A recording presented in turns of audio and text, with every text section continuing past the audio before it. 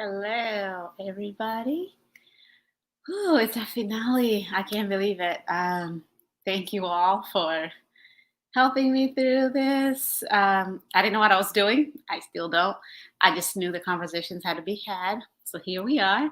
Um, Close over 10 sessions now. We wanted to do 10 sessions, but a couple of them are on Instagram, a couple on here.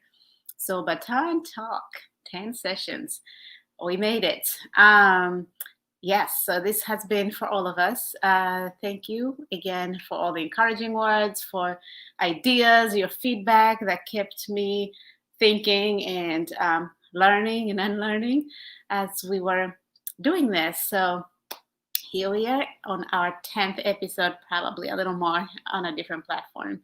So I wanted to wrap it up with more of self-care tips that will get you through the summer and an overview of mental health, since we have the three-part sessions on depression, suicide, and all of that. So I wanted to end it with more skills.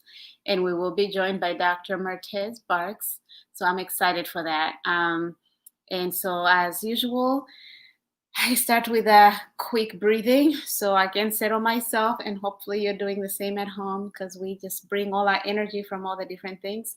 And we want to just be centered, be here before we start. So, we'll just do 3 breaths together and then jump in as I wait for my guests and other people to join.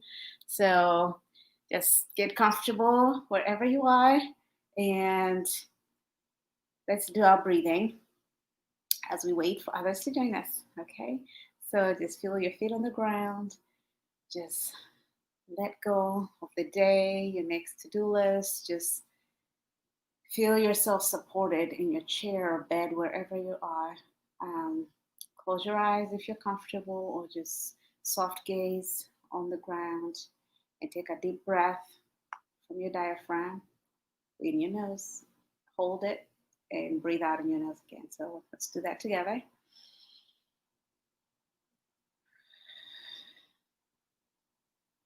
Second one, breathe in, hold, and breathe out. And on this last one, just feel your whole day, all your stress and anxiety. Just breathe it out through your mouth and let it all go so we can start over in this next hour. All right, here we go. Now we're here, present with each other. Thank you again for joining. I don't take this for granted. And that brings me to my next part. I usually want to do gratitude. Just thankful for each and every one of you who's been showing up since day one.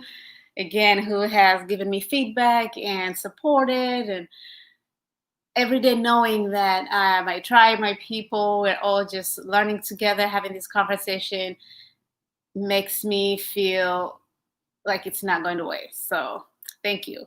Thank you. I do want to send a shout out to Rachel, who helped me last minute put together a flyer. So y'all know you are getting this on the last minute. Some of you haven't seen it yet. That beautiful. She put that together. I asked her literally 2 hours before the show, and she was ready to do that. Thank you, Rachel. And again, Eric, who's made this happen, each and every one of you who show up. And I want to do a shout out to, for my head wrap, Marion, supporting small businesses and our Black businesses. Marion, if you want her, it comes already done. So I don't have to do anything. I literally just put that thing on bad hair days and go. And this whole thing is together. So if you want to support her, let me know. And we will tell you how to do that. So those are my gratitudes, all of you. Thank you, thank you, thank you. And so as I am waiting, Martez, if you are already on, just click on that link that is on top there so you can join the conversation. And let me see, I'm thinking of all the, if you're on here and you haven't subscribed, please do subscribe. Share, type in any comments of anything that maybe resonates with you, anything that makes sense for you. Please put it in the chat room. So those, we do have with everything, somebody's just looking through the chat room before they can decide whether or not they want to watch something. So give them those little snippets so they know to watch. So thank you. Okay, I think my guest is running late. I will go right um, into my quote of the day. And as I was looking at many, that talk about self-care and mental health and a lot of things we've heard over and over, but this was new to me, and it was from Maya Angelou, who said, as you grow older, you will discover that you have two hands, one for helping yourself and the other for helping others.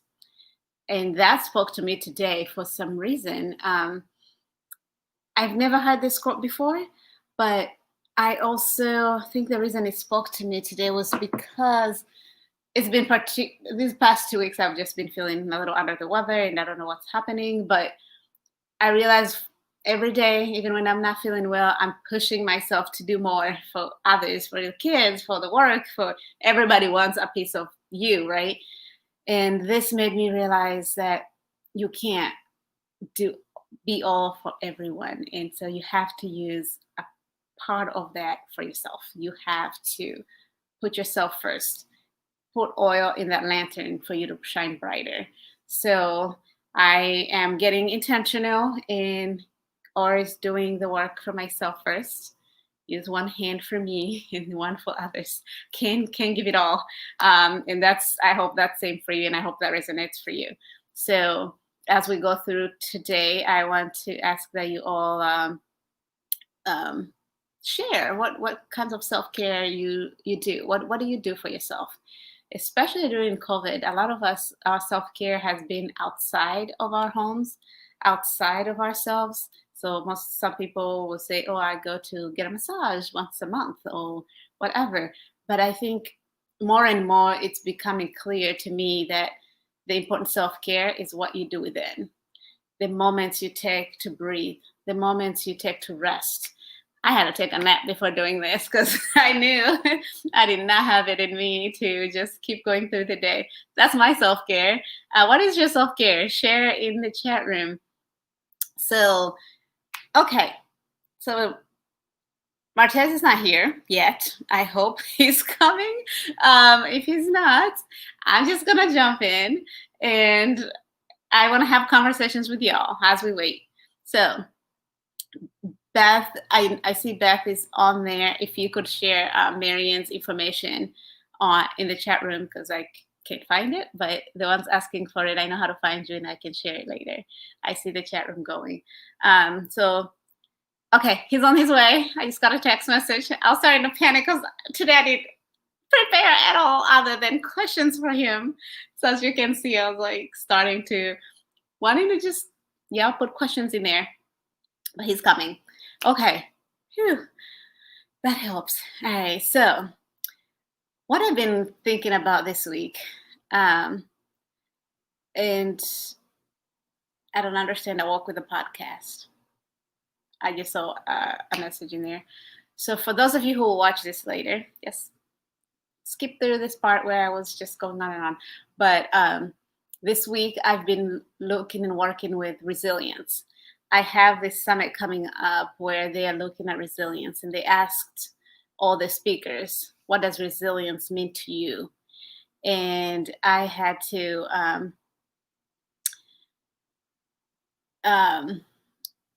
oh, I see people are sharing their self-care. Oh, thank you. My mind had already moved on. I'm sorry. Okay, people eating food really slow to good music, evening walks are her self-care, connecting with friends and loved ones for Tabitha. Okay, I got confused because I had asked Beth to share Marianne's information, and she said I walk with a podcast, so I really got confused. All right. Oh, I like those ones. So anyway, when I thought of resilience, I had to think about it for this little recording. And I realized I never did before. We hear words and we throw them around. We take them for granted, but we don't realize how they work in our lives or what they mean to us personally. So as I was thinking through that and doing a little research and hearing other people's TED Talks about resilience. One thing that came out and it just really hit me hard is like, well, they use this example of just this little toy that no matter what happens, it falls over and it jumps right back up. It can never stay down, right? And so we've all heard about um, getting. I'm sorry, y'all. He's having a hard time getting on. I'm gonna need to learn what how to help people get on because it's always happening every week. Okay.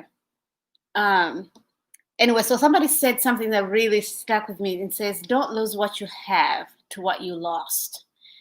And most of the time, what keeps us from moving forward, or the self-care piece, or our mental health, the resilience part is staying in the moment and looking ahead. What can you do? Taking the power back. So that really, really resonated with me. Um, don't lose what you have to what you lost. And we identify a lot with our thoughts and really lose the moment, the gifts, the people, whatever we could have been enjoying because our minds are stuck in the past. So I am trying to get him in. I'm glad it's just family on here, y'all, because this would not work if it was a different audience. So hang in there with me. Um, and I don't know, can you all see the link that I put on? Because last week same thing happened. Or maybe he could be on his iPad too, like the last guest. That could be why. All right. Oh, technology. Gotta love it. Anyway, so another tidbit that I think I could share that has been helping me through this week is continuing to ask myself, is what I am doing helping me or harming me? Most of us, one, we act out of, we do a lot of things on an unconscious level, and we don't ask ourselves those questions in the moment. He made it. There you are. Yay. Okay. Yeah. Sorry Hey. about that. It's That's been a challenge. It's been a real challenge of trying to get this StreamYard connected, and I'm trying to download things in the midst of it, but it's fine now. You have no idea. I had nothing prepared. I'm like, you better not flake on me because we're No, waiting. no, no, no, I wouldn't do that. I was definitely looking forward to it, but I was like trying literally to log on as you was speaking, and I was having a hard time getting on. So, yeah. Yeah, you're not the first one. So thank you for coming. I am so grateful. I know you're super busy with work, with family, life. I know you Yeah, do a lot of things. So being here means a lot to me. Thank you. yeah, no, no, that's fine. I definitely, didn't mind doing that today. I wanted to, support and be here and share knowledge and help whoever can need help at this moment. All right. Great. Yeah. So we'll just jump right into it. Um, and so just tell everybody who most people watch after the fact. Few people are usually on here live, so we're talking to a wider audience. Who is Yeah. Dr. Parks? Yeah. So just a little background. I am a staff psychologist at Michigan State University in their counseling center at the Olin Health building. Actually in my second year, kind of as a professional. Just finished up my doctoral internship last year. So I've been in the field for about 14 years, though, practicing mental health as a clinician specialist from substance abuse, addiction, intensive rehab, outpatient. So have a full gamut of experiences as it relates to mental health. Wonderful. Thank you. Yeah. So people are going to be asking us questions, and I will be. Some people saying your volume might be a little low, so I don't know if you can adjust that.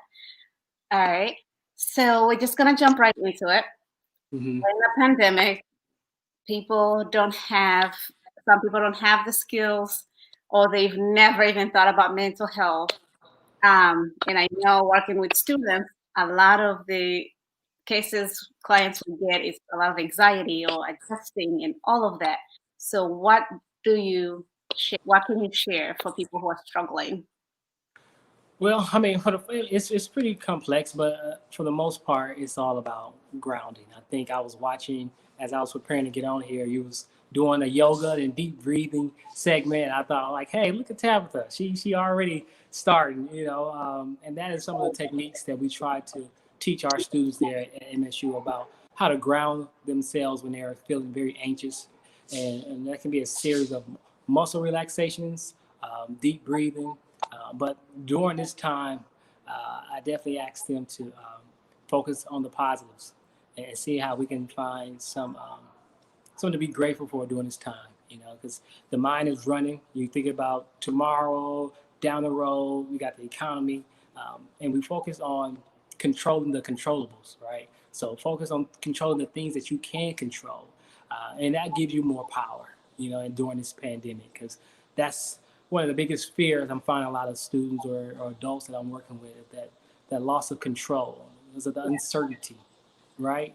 So there's a lot of things that's happening on a day-to-day basis. We're not too familiar with the COVID-19, so you know specialists are stumbling on words. The president is stumbling on words. No one's quite sure on how to put a grip to this. So as you watch the media and you get bombarded with information, sometimes it's important to kind of take a step back in a sense, right? And give yourself some space and some room between you and COVID-19 or whatever your stressor is. You want to have some type of buffer in between you, and that buffer may be some of these self-care practices. I heard you say something about taking a nap before today's session, right? And Yeah. something that's basic as that can Yeah. be what we need for the day. Mm. And that nap, maybe that meal, maybe calling up one of your friends and just chopping it up for old time's sakes. Actually, I did an interview today with a class at MSU, and they were asking about how can you stay connected during this time when they're asking you to be distant, right? Mm. So it's like just because they're asking us to be socially distant doesn't mean we're not supposed to be socially connected, right? So there's still other formats for you to get connected, and that can be something as such as a Zoom or some type of telemental health format where you can reach people and connect with them. That's all right. So connection, positive attitude, gratitude, and speaking of positive attitude, oh, how I know Martez, by the way, he was my supervisor. So we were both I doing feel that. old. I feel old now. Like I was a supervisor. What? I know you are old. No. Ah. No, so I was doing my practice job at Michigan State, and he was a doctoral intern, and so I learned a lot from you. Mhm. And one of the things was your office was always filled with all these positive, empowering comments. And I know I cried many tears on your couch. Um, and as much as you can share about your own experience and how you use positive attitude to get through, to be where you are. Not a lot of Black men in America are doing what you're doing, Mhm. especially in this work. So, can you Mhm. share part of how you've used some of the things you're preaching in your own life? um, like you said, I practice what I preach. So I'm human, just like anyone else. So I have my days, I have my down moments. But I try to pick myself up as quickly as possible, right? And I try to use those things within my network to be supportive when I'm going through things. So I connect with people, I talk to them. Whether it's my wife, even my 6-year-old son, to my mother, or my friends. I try to dialogue with them and just check in with them, because sometimes even though I might be checking in for them, it's for me as well, because I need that social capital to continue to build. So being vulnerable, especially during this time, it's it's kind of a difficult word for men to say, but it's important for us to be vulnerable and express that vulnerability during this time. So you might just have to call up your homeboy and he's like, what, I just want to talk, man. I just need to talk, chop it up about anything you want to talk about. And, it may not be as, forward as that, but you can get the sense that they just want to connect. because we're missing a lot of those social connections. So those are things that I do. Along with, I had to purchase a bike, and because they removed the gym from me, and that was one of my major outlets.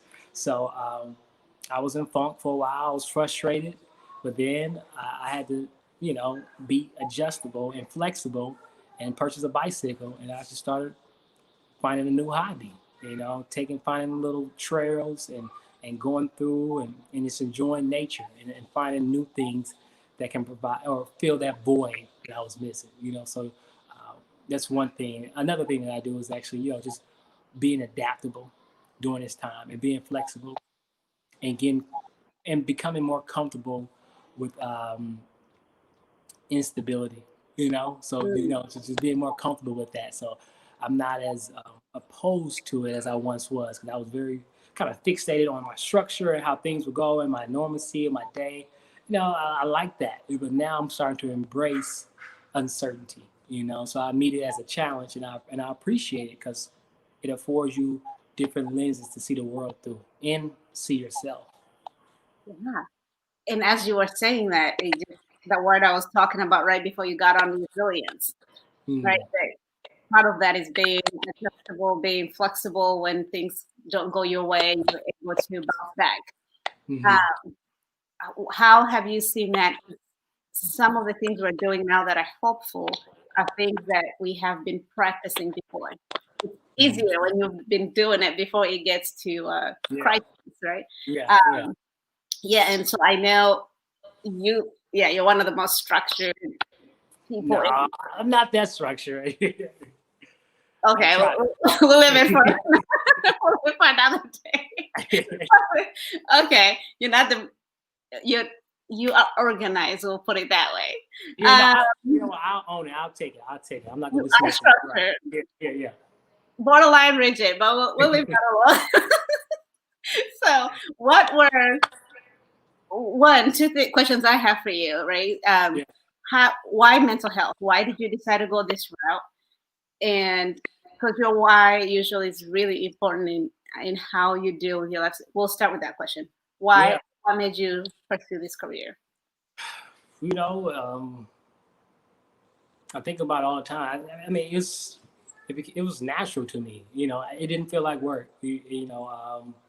Early on, just getting my feet wet into the mental health world, I was just um, amazed of the vulnerability that individuals display in that setting, because it takes a lot of courage and a lot of vulnerability to open up to someone that you don't know as well and to trust them with a lot of your information, So my first introduction was inside of a NAAA meeting. That was my first introduction. And I was shadowing my mentor at the time. I was probably, you know, undergrad student, just trying to figure it out. And I sat in on a session, and it was predominantly African American males in that circle suffering from addiction, and just the rawness, just the visceral response they had towards their life experiences.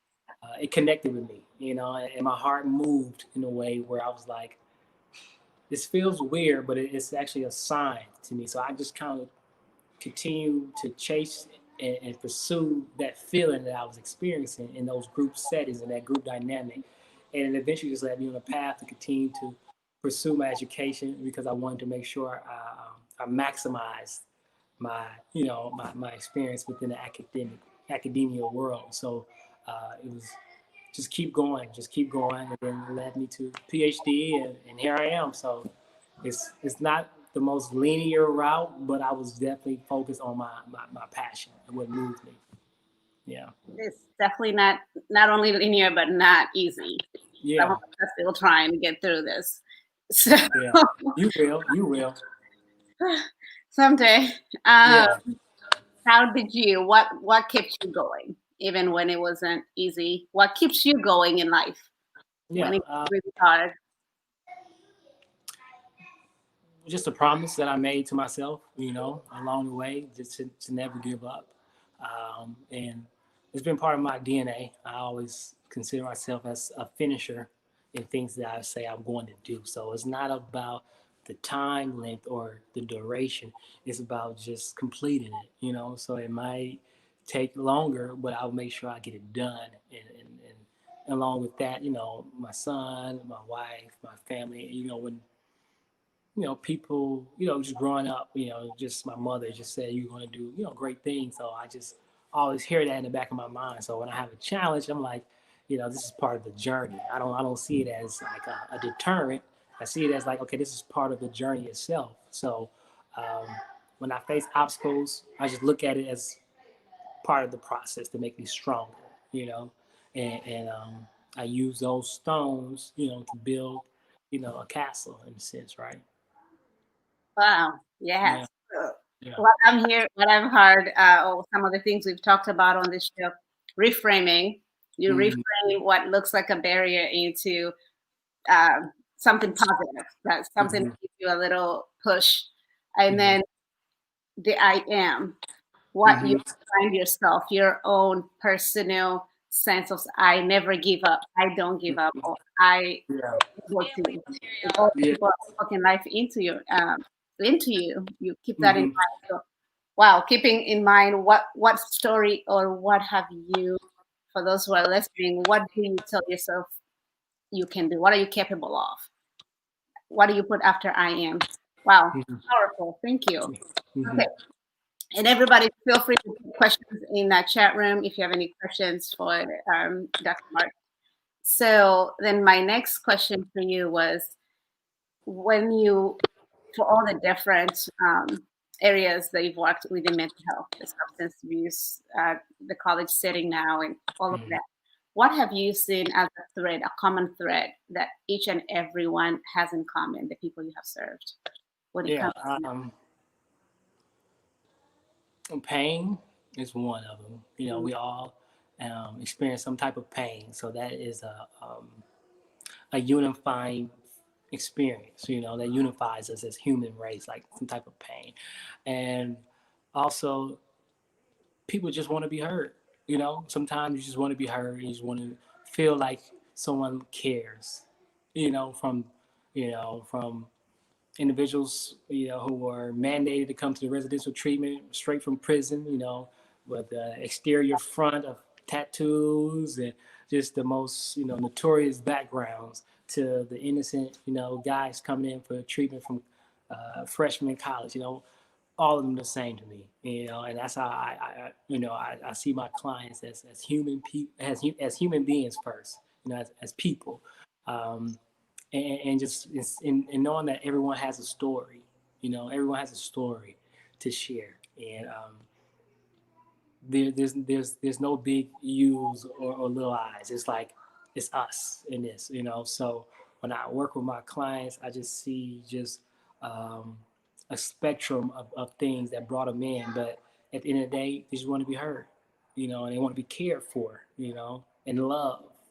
So those are the things that conquer all, just love, and support, So those are just some thematics, some themes that I just noticed just out this experience. Yeah. wow, yes, that's going to be hard. Mm-hmm. So when you do that, when I've seen you in action, you do it Mm-hmm. really well. What, because when you walk into that space, sometimes we come in with our skills or knowledge, but we usually learn something from that exchange. What are some of the lessons you've learned from sitting across people's pain and listening? What lessons have you taken away for yourself along in this space? Oh man, I know, hitting you with the hard questions. yeah, you make me reflect now, Yeah. and that I, I, I often avoid that. I always throw it back on the other person, right? So Not today. not today. So things that I've learned throughout this process is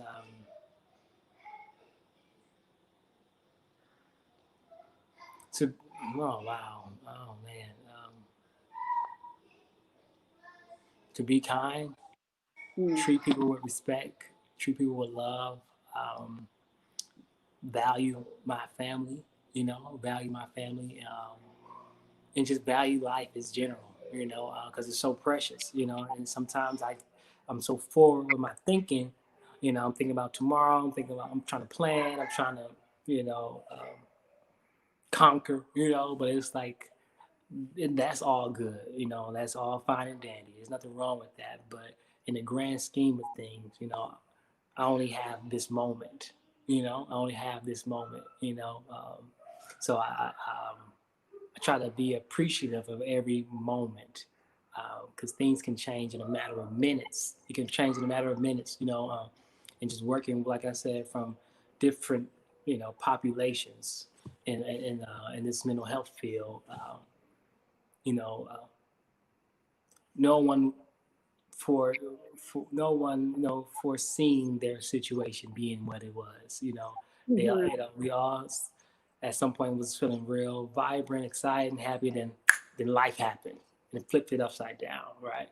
So me knowing that, I try to embrace every moment, the good, the bad, the ugly. You know, um, the old adage, it can be worse, but it's not even just that. It's just like I'm still alive in spite of whatever, right? So I'm still human. I'll have emotions. I'll get frustrated, and I'll go on a little temper tantrum and kick blocks, and But then some clicks, like, bro, you still alive. So whatever it is, this too shall pass. This too shall pass, and it might not be in that moment, but just me having faith, having hope, like this will pass, and I'll look back at this moment and think about how kind of like distraught I was or frustrated, and how I went through it. Yeah. So it's like, in order to be able to tell and live the story and talk to other people, you gotta be able to live through it, you know. So me living through it will Mm. give me more power to tell others, or my past self, like, man, you were stronger than you thought. You thought it was gonna break you. You really thought that. So when I go through the next thing, I can revisit that past experience. Like, you know what, that didn't break me, and at that moment, I thought that was the worst thing, and now at this moment, I'm feeling like this the worst thing. But guess what? This too shall pass, right?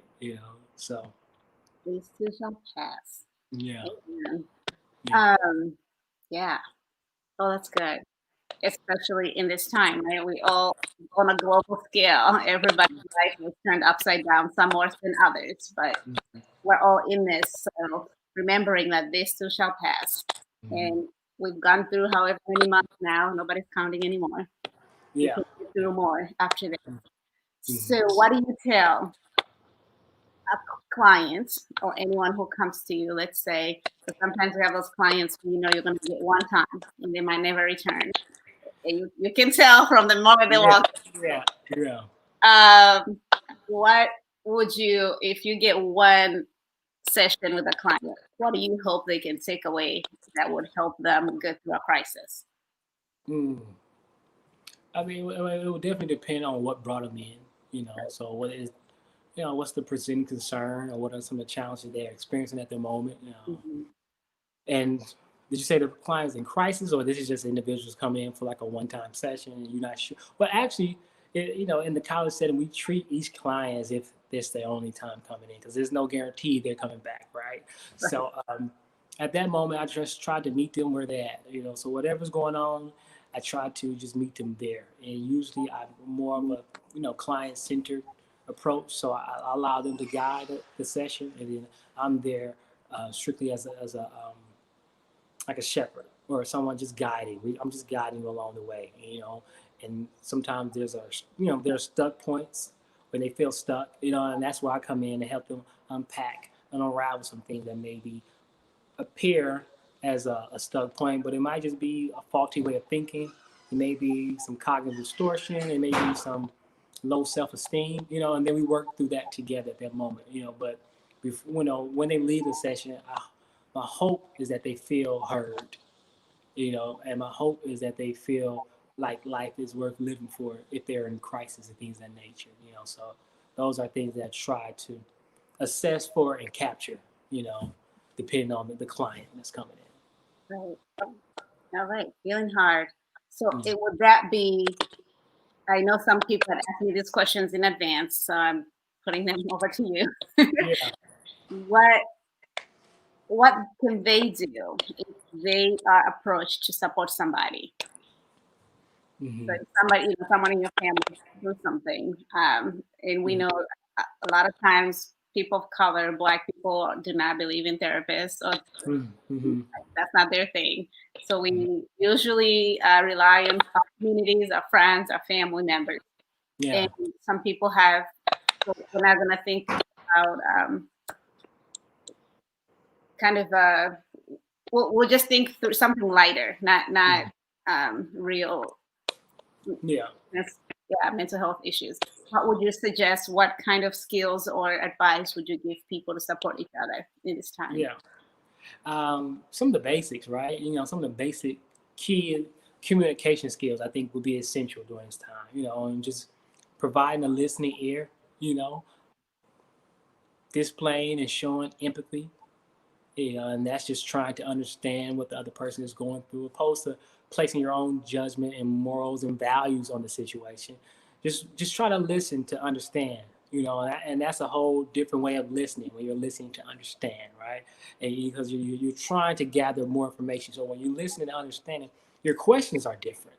You know, your questions are different. You're like, can you tell me a little bit more about that? And how did you get to that point? So those questions change when you change how you're hearing. So if you have a family member who experiencing some distress during this time, most importantly, check in on them. Check in on them.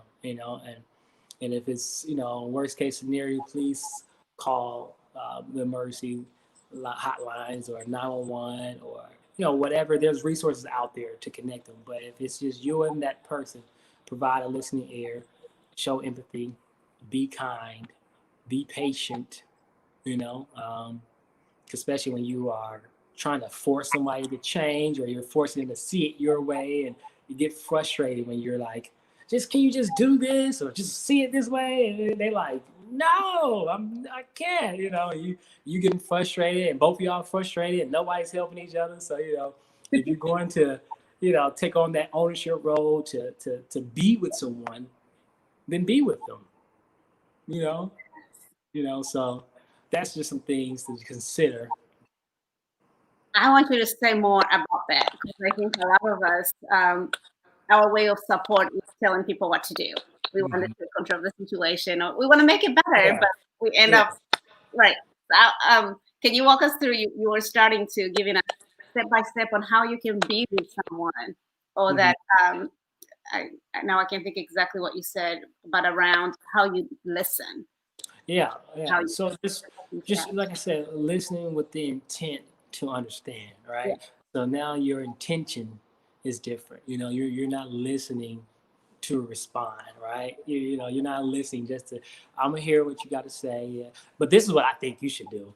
And they're like, did you hear anything that I just said? So yeah, I think it's important to be intentional when you're listening, right? So now you're listening just to support, and you're listening to understand, right? And not so much, I have all the answers, so I'm going to tell you, but let's do it together. Let's do it together. Like maybe kind of throw the question back at them and like, okay, what do you think we should do? How can I help you throughout this process, right? If you're feeling socially isolated, you're feeling depressed, or you got body goals and you're not working out. You're like, look, let's go outside tomorrow and let's go for a walk.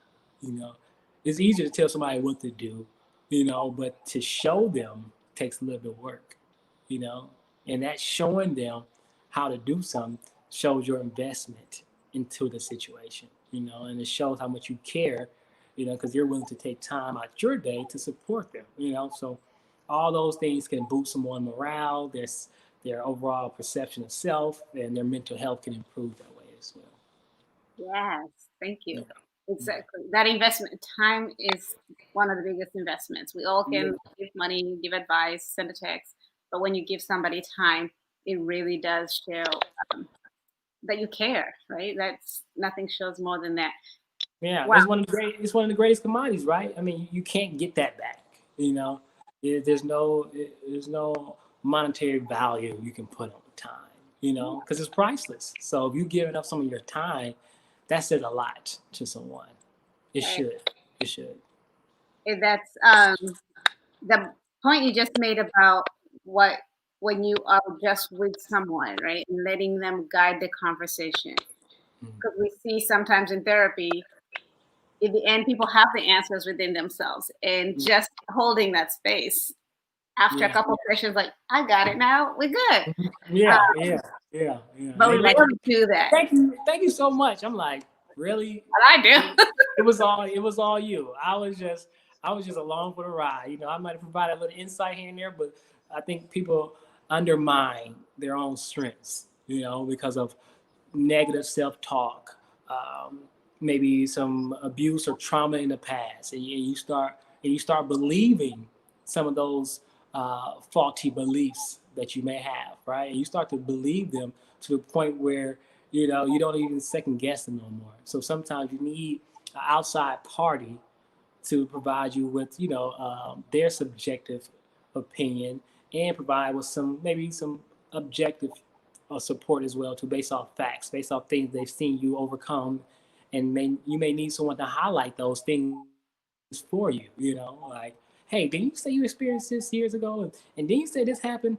Well, how did you overcome that? You know, and sometimes we don't take time to reflect because we're so on the go, we're on the move, until you have to sit down. You know, and one thing I do appreciate about COVID, it did force a lot of us to sit down, right? You know, so now that sitting down may look different for everyone, but sitting down provides you with moments to digest and reflect, and and maybe plan for the future, right? Yeah. Yes. Sitting down, COVID did that, and now I'm like, I'm ready. I'm done. Like, can't move yet. But We're ready to get back out there, right? I am. I was not meant for this. For the husband. Hey, we're all learning and trying Yeah, to. okay. God, you made your point. Right, right. Can we You move on now? We got you the won. lesson, You won. You won. Yeah. right? So the point you made about reflection, Yeah. how can one do that without having to, let's say you don't have to go to therapy to do the work, right? Like Yeah, that. yeah. I There mean, are there's ways. I think there are skill sets that maybe was taught to us early on that we just forgot, right? So some basic that we probably haven't revisited in a while because of technology is Mm. getting a nice pencil or pen and a piece of paper. You know, I know that sounds so historic, you know, right? Like what? A pen? Yes, a pen, a piece of paper, right? And take your thoughts from here to there, you know, and that kind of makes it more of a surreal moment, you know, and also for us anxious individual, it allows you to clear your mind as well too, you know. So when you find yourself having a multitude of racing thoughts and you can't think, and it's like okay, let's do one thing that's simple. Whatever you're thinking about, let's just write it about it. You know, I mean, we're not writing for a specific outcome. We're just writing, right? So we're not going to judge ourselves. We're just going to do a non-judgmental activity, you know, and give yourself the space and opportunity to write. You know, try to find a nice, serene, room, and allow yourself to just sit with your thoughts and just go ahead and write it out. You know, and you'll be surprised how much you write and what you write about. You'll be surprised, right? You know, because the mind is powerful. You know, and then you might find yourself writing a whole book. You know, and now you like, wow, I didn't know I had that much in me. You know, so those are just some basic, practical things you can do. You know, which first start and just you can call it a journal, you can call it a diary, you can call it your daily entry, whatever you want to call it. Just do it. You know. Yes, I'm always talking about journaling, and I like that you added other, because some people just the language stops them from doing that. Like I don't keep a diary I ain't writing no diary. journal. I'm a man. Write a memo. Write a memo. You know. There you go. I like that spin on language. Whatever language works for you, just do the writing. Just do it. Just do it. All right. I'm always preaching about journaling, and I've incorporated it into. Usually, I normally would only do it once in a while if I'm on a plane or whatever. But Yeah. now during COVID, I incorporate that in my morning routine every morning. Yeah. After my devotional, writing something, and you go back and you're amazed at some of the things. Like, oh wow, that was deep. I Yeah. I didn't know. I didn't know I was even thinking like that during that time, but I guess so. Yeah. But even building onto whatever you were going through then that seemed is audible, and now you're looking back like, oh, and here Yeah. I am. So that's Yeah. I hope y'all listening to that. Journal, I mean, write. Right. Right. Right. we're not gonna label it. Language. We're not gonna label it. We just let's write it. Just write. Writing, Yeah. yes, no judgment, no labeling of anything. Yeah. Yeah. Okay, so because part of this, I wanted people to start also understanding some things we have learned along the way that no longer serve us. So Mm. as we're learning new skills, I'm also always encouraging unlearning. Mm. What are some of the behaviors, thought processes, anything that we usually learn through society, however, that you feel are important to unlearn in order to be Yeah. mentally healthy? Yeah. I mean, I think just the easiest answer would be our outlook towards mental health, right? Um, and understanding that we might have to unlearn and relearn some things, right? So unlearning and dismantling that old adage of like, we don't talk about our problems, you know, Mm. we don't go to therapy, who is we first and foremost, you need to go to therapy and you need to talk about your problems, but sometimes we get so bought into things we heard in the past may have been passed down from generation to generation to now you're stuck with it, so now you have the opportunity to change the next generation based off your behaviors, right? So that's a lot of power there, so it's like, if you are able to unlearn some of those things about speaking about your difficulties and your challenges, and speaking about some of your inadequacies or your fears, and learning how to process that with a trained clinician, and then maybe we'll kind of destigmatize the whole mental health circuit and Mm. destigmatize what it means to go to counseling, because there's other cultures, and other races that have counseling as a monthly bill.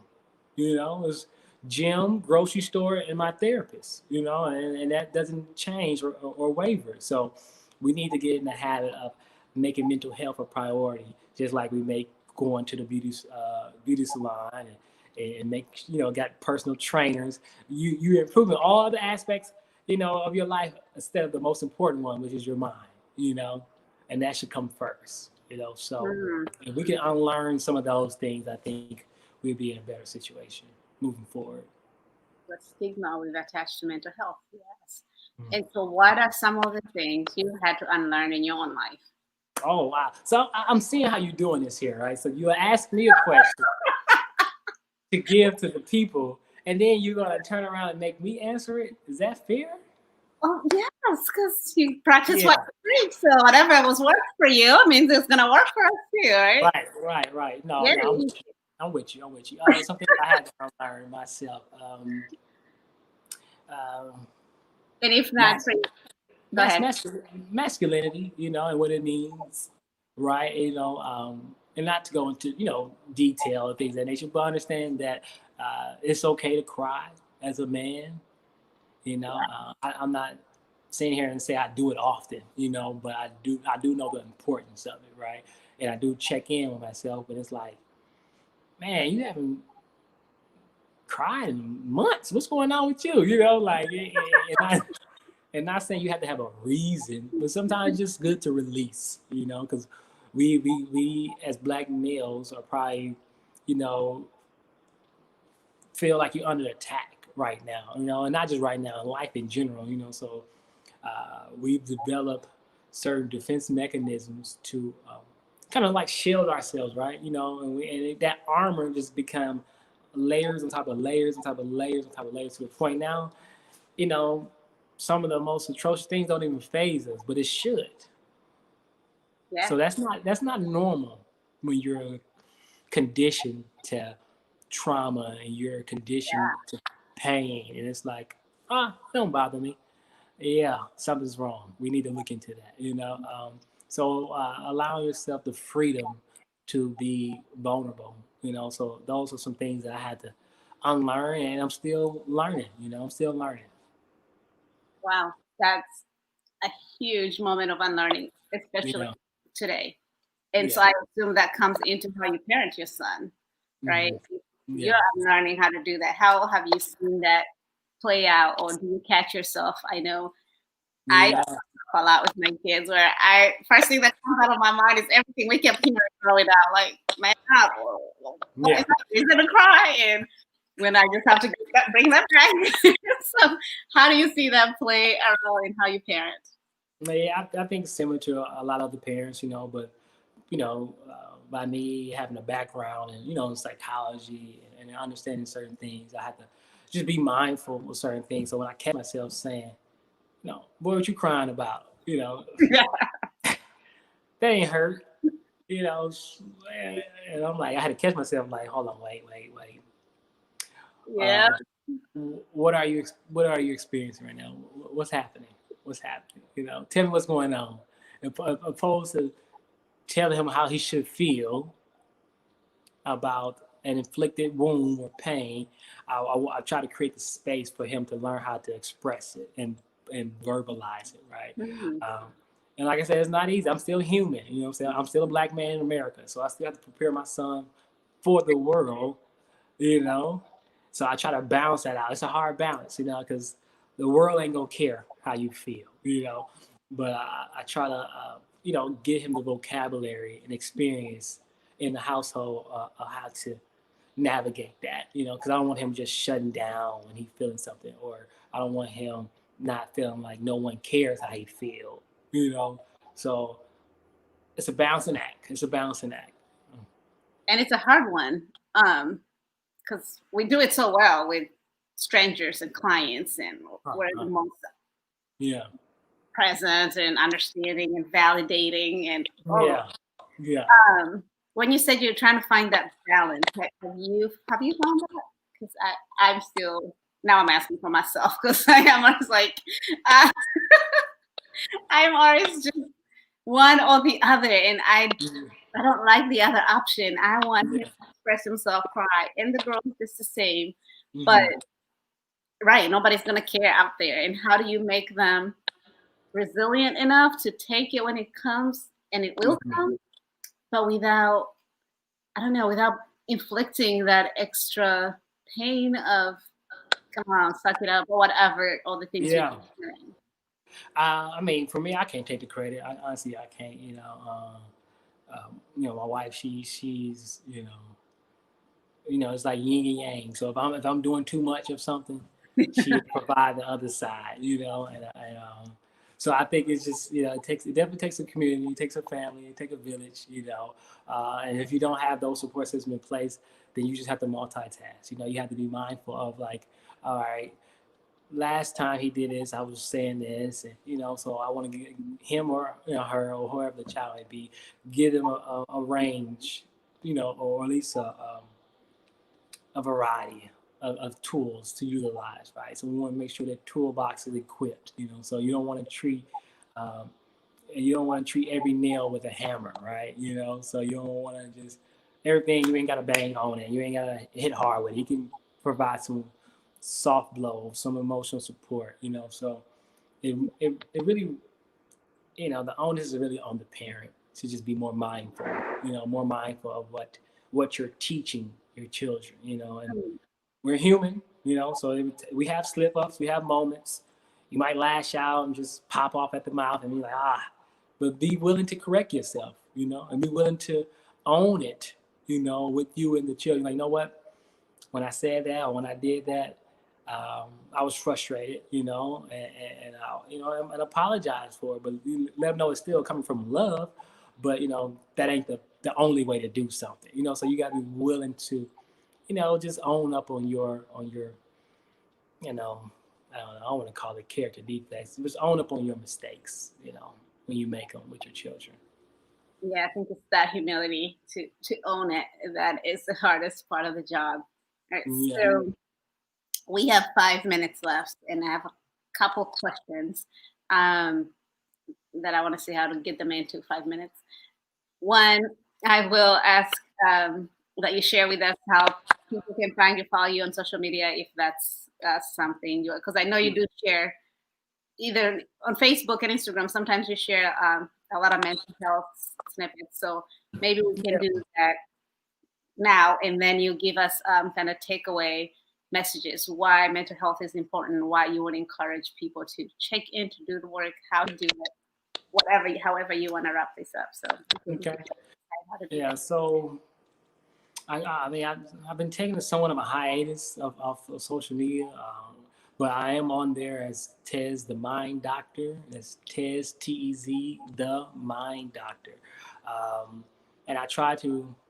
And the reason why I took a hiatus is because I wanted to be more present with self, right, and my family. So it was important for me to kind of like remove myself because what you give your attention to, that's what you value, and I tried to scale back because, between the PhD program, internship, I've been investing a lot of time into self, into me.